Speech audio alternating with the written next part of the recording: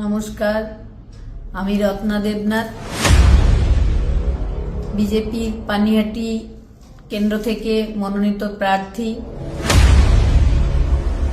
9 তারিখ আমি মনোনয়ন জমা দিতে ব্যারাকপুরে যাব।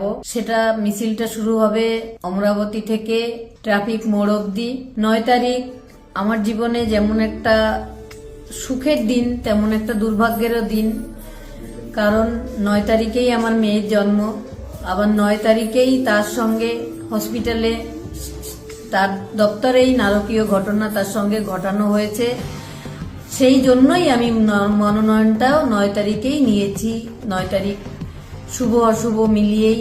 তো আপনারা সবাই সেই 2024 9 আগস্ট যারা আমার মেয়েকে ঘরের মেয়ে মনে করেছিলেন এবং বিচারের দাবিতে সরব হয়েছিলেন, তারা সবাই আমার এই মনোনয়নের সঙ্গে যাবেন, পায়ে পা মেলাবেন অমরাবতী থেকে ট্রাফিক মোড় অবধি। তারপর আমরা সবাই মিলে যাব ব্যারাকপুরে।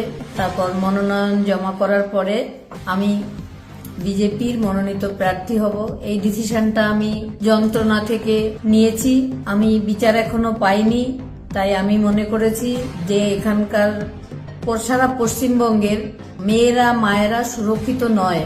তো আমার তো সংসার নেই, মেয়ের স্বপ্নের সঙ্গে সঙ্গে আমাদেরও সমস্ত স্বপ্ন ফুরিয়ে গেছে। তো বাকি জীবনটা আমরা মেয়েতে যে সেবায় ব্রতী হয়েছিল, আপনাদের সাধারণ জনগণের জন্য মাফিয়াদের সঙ্গে সে বিরুদ্ধে লড়াই করেছিল।